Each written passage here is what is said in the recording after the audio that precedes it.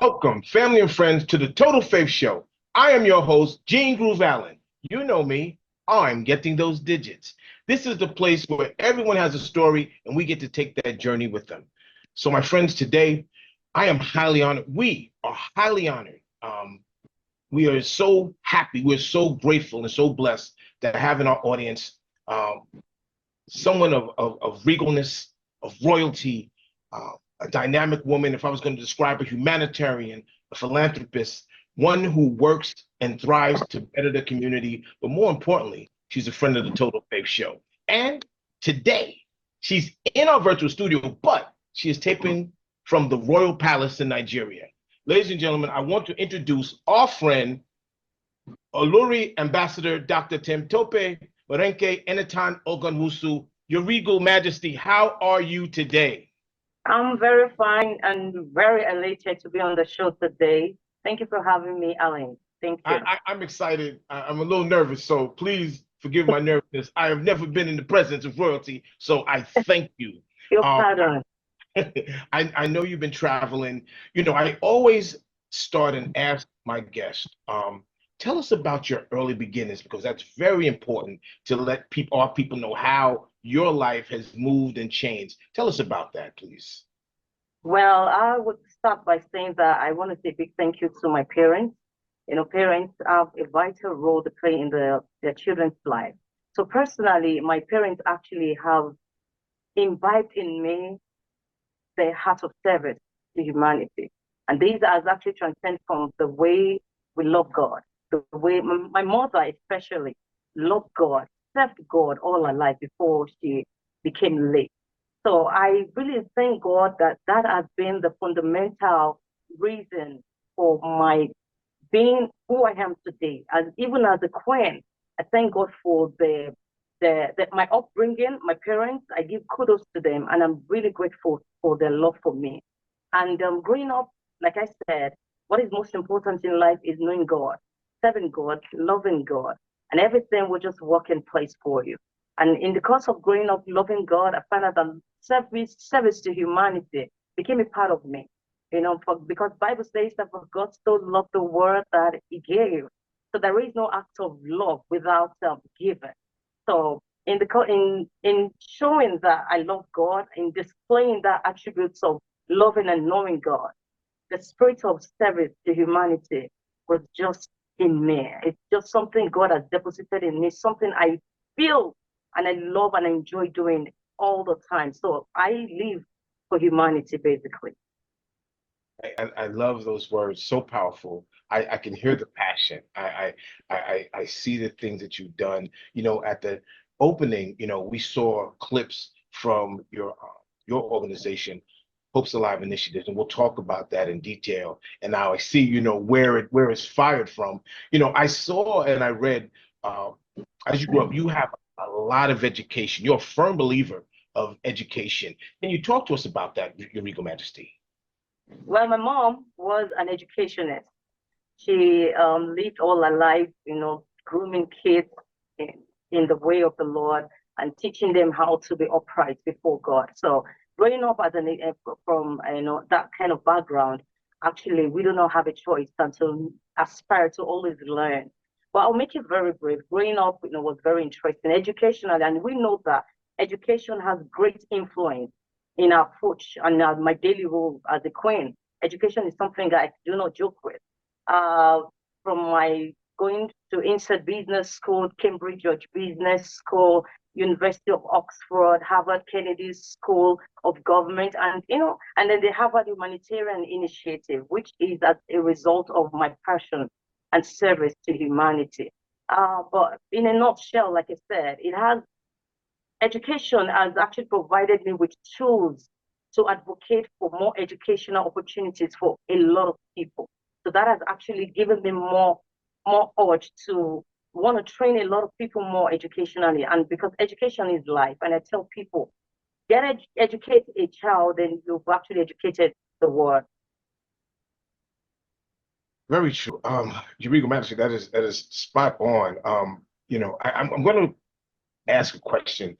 In your opinion, you're a world traveler, um, and what is your opinion in regards to education and the strong belief of people in Nigeria, people in Africa who believe like education is the key versus other other people that you see around the world? Because I know that is a driving force in uh, in the African world. What is your opinion? Well, my opinion is for Nigeria, especially, or let me say African, we believe so much in education. I know a lot of people have this thought of, oh, if you're talented, then why do you have to go get some in a form of education? No, education actually all helps your talent. It actually brings more light into who you are. So for us in Nigeria, especially, we do not joke with education, especially the government. They invest a lot into education because we believe that a child needs to be educated because that child will grow up. You never could tell in life. Later on, could be the next president, in the nearest future, or the governor, or legislator or policymaker, as the case may be. So in Nigeria, we believe so much in education, and of course, especially in on this throne, my king, who happens to be my master, his Imperial Majesty, is someone that never jokes with education. I can't I can't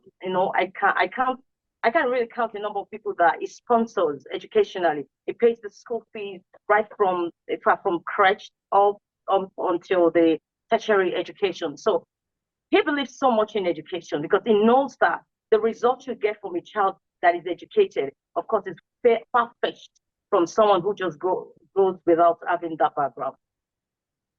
Thank you, Your Regal Majesty, for sharing your opinion. I think that you are once again spot on. Your vast experience in education, I saw where you studied linguistics, data processing, business administration. How did that, did you just pick those, or were they specifically for certain reasons or aspects of what you wanted to achieve? Sorry about that. Can you come back again? Can you take that question again, please? When you have diplomas in linguistics, Yeah. business administration, and data processing. Were those specific reasons for you to take those and get that education for your next steps, or just something that you randomly chose in terms of your education pieces? Well, to be candid, that actually it was part of the process of growing up. Sometimes we find out that our parents have great influence on who we should be in life. Oh, I want my child to be a doctor. I want my child to be a computer guru. I want my child to be a lawyer. So I would say that was based on my parental influence. It wasn't really something I chose to become. But now I can say that I'm most fulfilled doing what I'm doing, which is service to humanity. Definitely, Regal. Thank you, Your Regal Majesty. Definitely your service to humanity. I'm gonna also, I saw where you were a TV personality in the healthcare business, health, and that health, once again, that humanitarian. How was that experience? Wow, that experience gets me so excited all the time when I get to reflect on how it all started. Having served the late she's late now, late Princess Adeyeye Ogunwusi, who happens to be the former SSG of Lagos State government. And then when that tenure was done, and I said to myself, what next? And then, like I said, it's all about influence sometimes. And like I said, okay, I have a good relationship with the commissioner of health.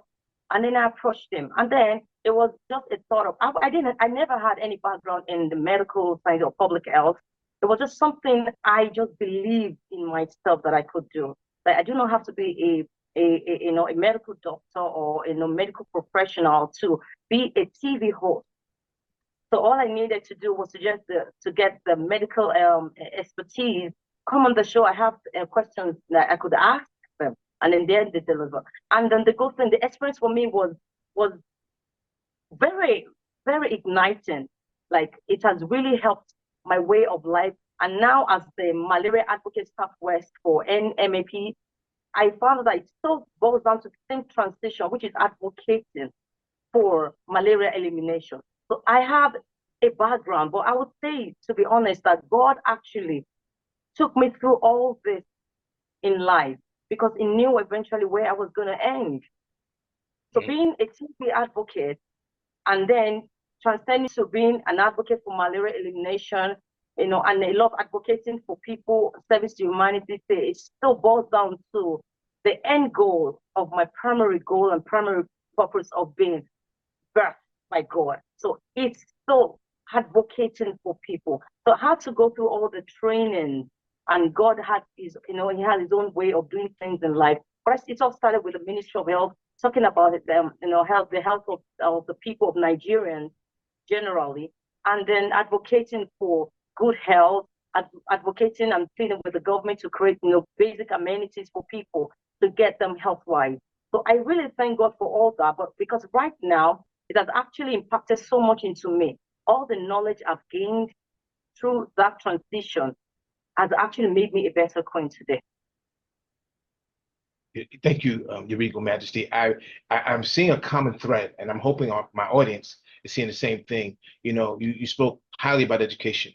You spoke highly about your parents and your upbringing. You also spoke about sometimes surrounding yourself with the experts and just believing in yourself to let and be a change for that matter. But the biggest thing that you talked about was God, and how He has guided your journey. And I think that resonates well. And obviously, it's something that has helped you and assisted you. I want to talk about, I want to dig a little deeper now. Could you share your thoughts on the importance of preserving and promoting the rich cultural heritage of the Yoruba people? That's important to you. Talk to me about that. Yeah, the Yoruba culture is very rich in tradition, values, and history that transcends through generations. Now, preserving and promoting the Yoruba cultural heritage is very crucial, especially for maintaining our identity and passing down this to our children and our future generations. So I would say that the culture is so rich, and we're so grateful for the knowledge being impacted into the forthcoming children generation. We're getting ready to go to break, Your Regal Majesty, and once again, I'm thank you so much. We're so blessed. When we come back, Your audience, we're going to talk again to the Queen, Regal Majesty, on Hope the Lives initiatives, her humanitarian efforts, and really learn more about the Queen while she's sitting in the palace in Nigeria. We'll be right back. Total Faith Show. Don't you go anywhere. Attention Marines and personnel of any branch of the armed forces and their families stationed at Camp Lejeune and contractors who worked at Camp Lejeune. Were you present at Camp Lejeune for 30 days or longer between August 1953 and December of 1987? For nearly 34 years, those on the Marine Corps Base Camp Lejeune were exposed to contaminated drinking water, resulting in devastating injuries. But passage of the Camp Lejeune Justice Act of 2022 would allow victims to file lawsuits seeking compensation for illnesses and injuries linked to the toxic water. Are you behind on your mortgage? Is the bank threatening to take your home? Are you considering trying to get a loan modification on your own? Did you know that less than 5% of people who tried on their own actually got a modification? At the Mortgage Modification Helpline, we know the rules and regulations banks don't want you to know about, and we've helped thousands of people stay in their homes. So call the Mortgage Modification Helpline today. Please call 800-650-2047. Back, Total Faith Show, my audience, my friends, with the Regal Majesty Queen sitting in the palace in Nigeria. She's telling us some great stories and really about some lessons and hopefully some nuggets that you kind of listen to and take home. When we left your Regal Majesty, we were talking about the humanitarian part of your life and your mission. As the wife of the Ooni of Ife, what role do you play in supporting the monarchy and the relationship community? Can you take the question again? Sorry. As the wife of the Ooni of Ife, what role do you play in supporting the monarchy and its relationship with the community? Yeah, what is most important is like the Bible says that it takes two, which is 10,000, 1,000. And then when you connect with someone who is, your kind of person, or you guys have the same you have the same like mind, so it gets your purpose very easy. I am very grateful to God that the purpose that I'm purpose driven. That's the word. I'm purpose driven, and the focus that we Understand. If you don't mind, your Regal Majesty, this little bit off the cuff, how did you meet your husband, the king? If that's okay for me to ask you, Regal. Can you hear me? Yes. Do you hear me now, your Regal Majesty? Yeah, I can hear you. Yeah.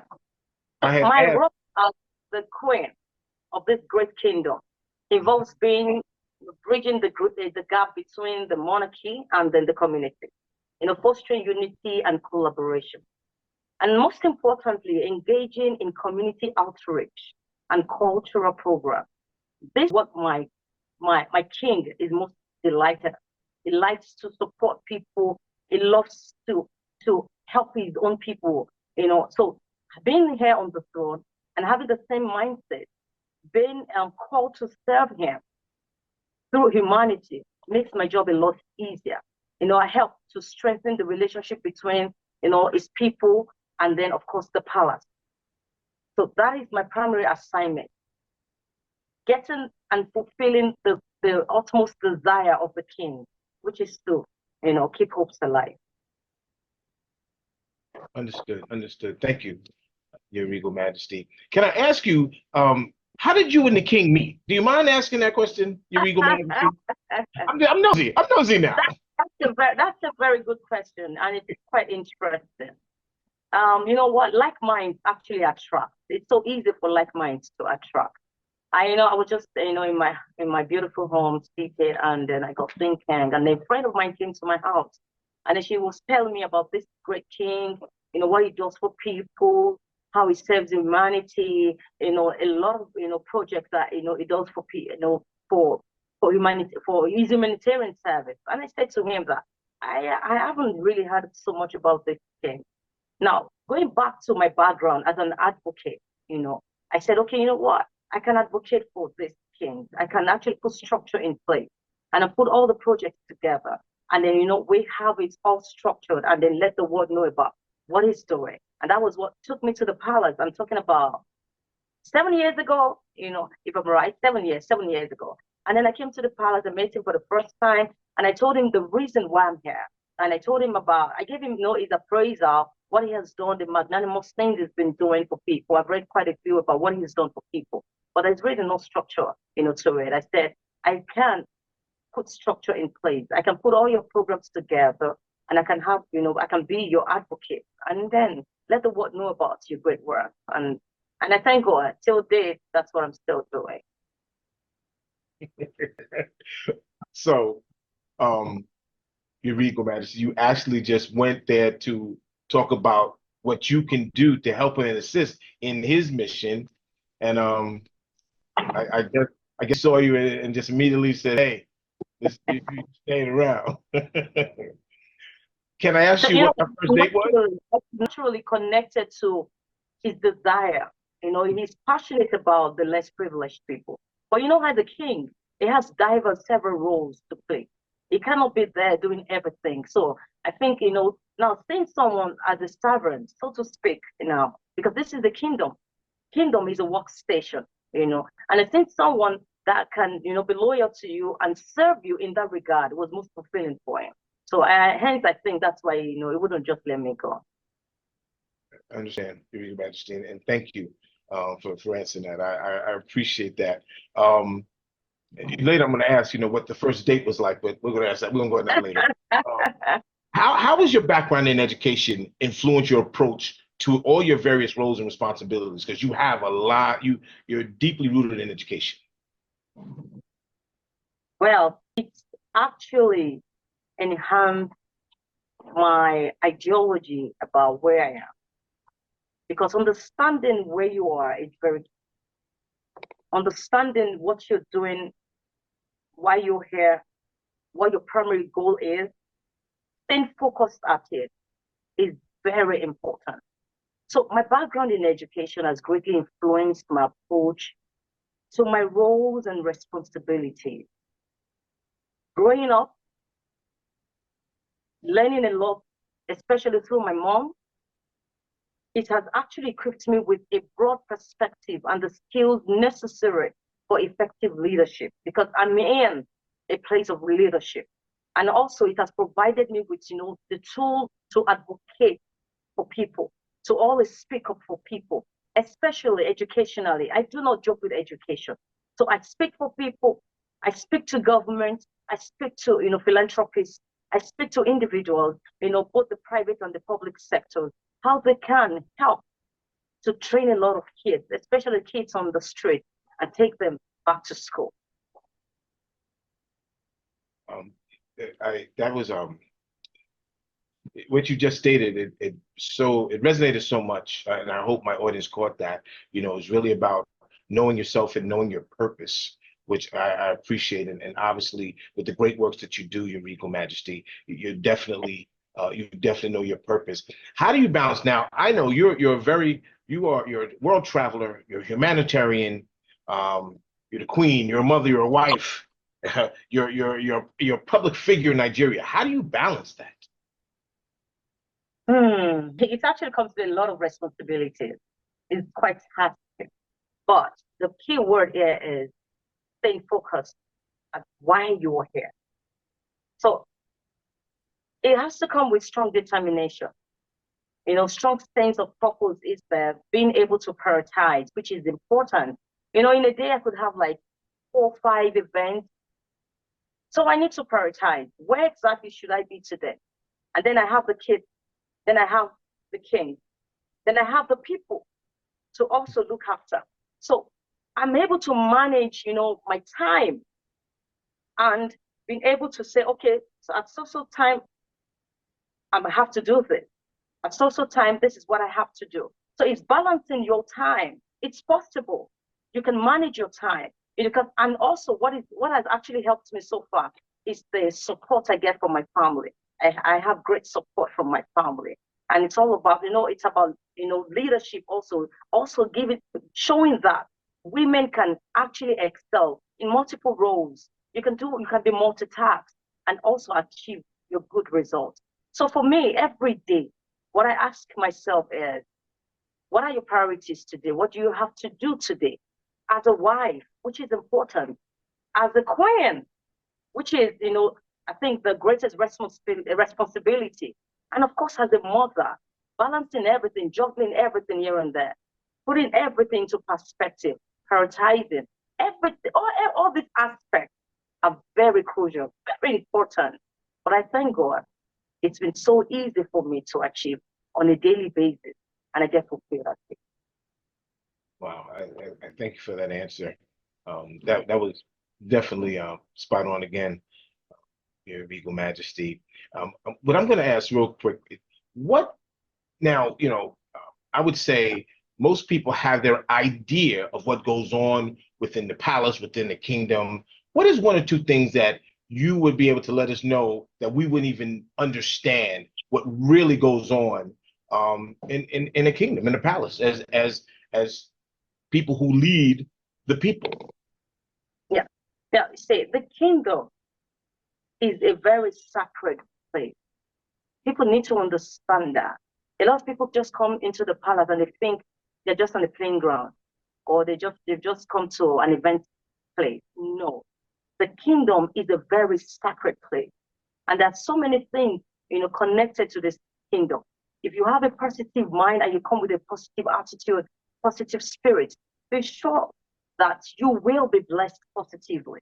But if you come with a negative vibe, with negative, you're ready to negatively influence some people in the palace, no, it will have ripple effects on you. The throne is a very sacred place. And another thing that is also important is, I always tell people that the throne is a workstation. It is an institution established by God Almighty to have people who will serve him on the throne, to have the purpose of the kingdom fulfilled. And what is the major purpose of the kingdom? It is service to humanity. That's all the throne is all about. It's to have people come willingly to you. They might not be able to get to the government. They might not be able to get to, people out there, but they should have that confidence that they are free to come into the palace where they will be received. And their expectations will never be cut short. So the throne is a very sacred place. People should always come with the mindset that you have come to a holy ground, a very sacred place, a place you should not joke with, a place that you need to positively connect to the positive things happening on the throne. Ladies and gentlemen, this is the end of our special segment. We're going to come back next time. Make sure you tune in. We're going to come back with the Regal Majesty, and you're going to learn more about the palace. So I'll tell you like this, TFN Total Faith Show. I'm your host, Gene Groove Allen. You know where we are, TotalFaithNetwork.com. See you soon.